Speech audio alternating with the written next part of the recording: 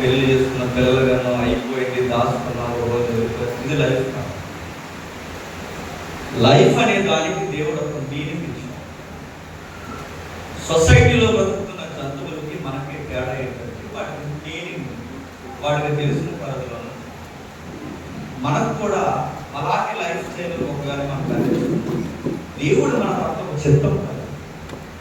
చాలా మంది కాస్తంత మనసు నడుచుకుని జంతువులతో పోల్చిన సభ కాలం అనుకుంటే మేధావులు అన్నారు, మనుషులు ఈ సమాజంలో జంతువులు అనుకోండి. ఈ మధ్యకాలంలో ఫిలాసఫీ ఎక్కువైపోయి, వక్తలు ఎక్కువైపోయి, టీవీ డిస్కషన్లు ఎక్కువైపోయి, ఈరోజు ఇంటర్వ్యూలని అదని ఇదని కహానీలు ఎక్కువైపోయి ఏమంటారంటే మనం సెపరేట్ అట్లా. నేను ప్రాక్టికల్గా ఒక విషయం అడుగుతాను చెప్పండి. మనుషుల లైఫ్ స్టైల్, జంతువుల లైఫ్ స్టైల్ ఎగ్జాక్ట్ ఒకలాగే ఉంటుంది. కావాలంటే మీరు గమనించండి, వాటి జీవన విధానం మీరు గమనించండి. వాటికి సెపరేట్ ఇల్లులు ఉంటాయి తెలుసు. అందుకే తెలుగులో సామెత, ఆ గూడు పక్షి ఈ గూడుకు రాదు, ఈ గూడు పక్షి ఆ ఊరికి ఎందుకు వెళ్ళదు, దాని ఇల్లు ఎందుకు తగ్గుతుంది. మీరు సొసైటీలో బతుకుతున్న జీవుల్ని గమనించండి. ఆ వీధి కుక్క ఏది రాదు, అక్కడ వరకు వస్తుంది, అక్కడ ఆగిపోతుంది. పరుగు వస్తుంది, బ్రేక్ వేసినట్టు ఆగిపోతుంది. ఎందుకు ఆగిపోతుంది? దాని మండలం, దాని పంచాయతీ ఎక్కడి వరకు దానికి తెలుసు, దాని సర్కిల్ ఏంటో దానికి తెలుసు. అంటే జంతువులకి అన్నీ తెలుసు, ఒక ఆధార్ కార్డు తప్ప ఎగ్జాక్ట్ లైఫ్ ఒకలాగా. వాటికి పిల్లలు ఉంటాయి, వాటికి ఫ్యామిలీ ఉంటాయి, వాటికి ఎమోషన్స్ ఉంటాయి, వాటికి ఫీలింగ్స్ ఉంటాయి, వాటికి కూడా హౌసెస్ ఉంటాయి. కాకపోతే వాటికి మనకి తేడా ఏంటంటే అవి సృష్టికర్త పని చేయలేవు, మన సృష్టికర్తకు ఏదో ఒక చిత్తం నెరవేర్చాలి. అందుకు మనం పుట్టాం. అవి కేవలం బతకడానికే జీవిస్తాయి, మనం బతుకుతూ అనేకులకు మాదిరి ఉండడానికి.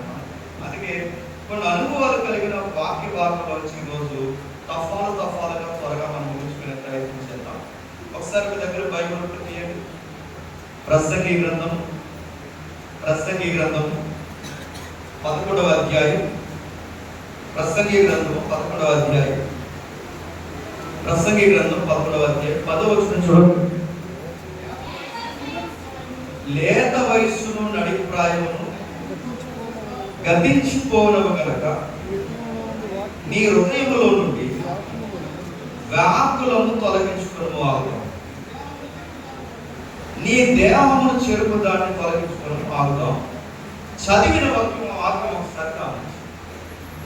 కొన్ని వాక్యాలు మన సందర్భానుసారంగా చదవడం మనకు రాకపోతే తెలుగులో సామెత ఉంటేదట,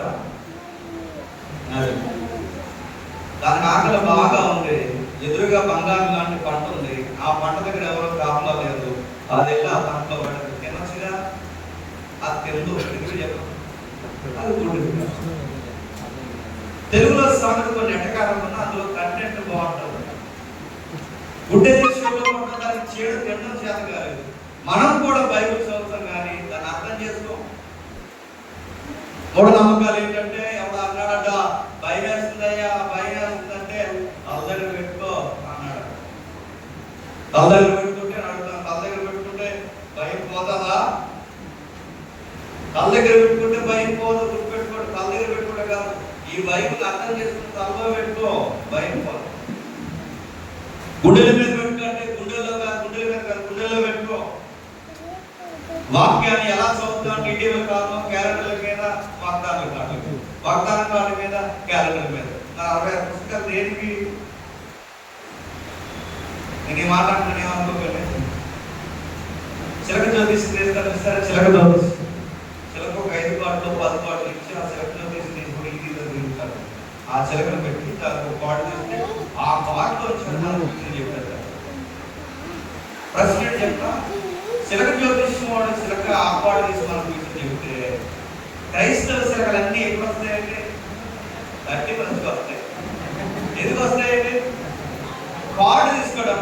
అంటే ఆ కార్డు బయట ఒక కార్డు తీసుకుని లైఫ్ ఇదని అంటాడు. ఈ క్రైస్తవ చిలకలన్నీ 30% ఎప్పుడు రాదు, పండగలకి పప్పాలు వస్తారు. ఆ 30% కార్డు తీసుకుని ఏడాదికి ఇదే మా లైఫ్ మీనింగ్ అనుకుంటే ఎవరు చెప్తారు? కార్డు తీసుకోవద్దు, చూడండి, వాగ్దాన కార్డు తీసుకున్న తర్వాత దాన్ని కాంటెక్స్ట్ అంటారు. అంటే దానికి ఒక సందర్భం ఉంటుంది. ఆ సందర్భం పైన కింద అధ్యాయము, పుస్తకము, రచయిత, పరిశుద్ధాత్ముడి ప్రేరణ, దాని బైబుల్, దాని సారపోల్చి దేవుడికి ఏం చెప్పాడు, ఇది ఏం చదువుకున్నావు మీనింగ్ నువ్వు బయటికి లాగేసిన ఒక్క వాగ్దానం కోటే నా లైఫ్ కంటే నువ్వు ఏమంటావు? మీనింగ్ స్టడీ అంటారు. మరొకటి వాగ్దాన కార్డు తీస్తారు. ప్రతి 30 વર્ષకి మనం వాగ్దాన కార్డు తీసుకోవాలి. మంచిదే తీయండి, కానీ ఇంటికి తర్వాత బైబిల్ ఎక్కడో చూసి చదవండి, పైన కింద ధ్యానం. అయితే 30 વર્ષ కార్డు తీస్తున్నప్పుడు 30 વર્ષకి చర్చెస్లో చాలా బిజీ స్కెడ్యూల్ ఉంటుంది. ఇక్కడ ఎప్పుడు రాని భక్తులందరూ అప్పుడు వస్తారు. పండగప్పుడు ఏడాదిలో కనపడదు, ఎందుకంటే ఈ ఏడాది కూలి పడి తిరిగాను ప్రభా, ఆయన మమ్మల్ని భరించి నేను ఎక్కడ కాపాడు, మళ్ళీ ఈ ఏడాది కూడా మమ్మల్ని భరించి కూలి పడి తిరుగుతామని అప్పుడు ఒక లైసెన్స్ తీసుకోవడానికి వస్తాను. ఎక్కడికి? చర్చ్కి. పాస్టర్ గారు ప్రేమ కలిగిన వారు, దైవజనం ప్రేమ కలిగిన వారు ఏం ఆలోచించి కదా వాగ్దాన కార్డులు ఇస్తారు. సరే, వాగ్దాన కార్డులు ఇచ్చారు. ఈ వాగ్దాన కార్డులు ఇస్తున్నప్పుడు కొన్ని చర్చస్ ఏం చేస్తారంటే ఆడవారికి మగవారికి చెప్తారు. ఈ విషయాన్ని పాస్టర్ గారు పొరగాడికి అప్పించాడు. ఈ చర్చిలో ఉన్న పొరగాడు ఒకటి హైపర్ యాక్టివ్, కొంచెం ఎక్స్ట్రీమ్ అలాంటి పొరగాడికి ఇచ్చారు. జాగ్రత్త, సాయంత్రం మన భోజనాలు ఉన్నాయిగా అవన్నీ నాకు కొంచెం పొరపాటు వస్తాను, కొంచెం బాడీ జాగ్రత్తగా ఆడవారికి మగవారికి చెప్పేస్తే ఈ కంగారు కలిపేశారు. ఆ విషయం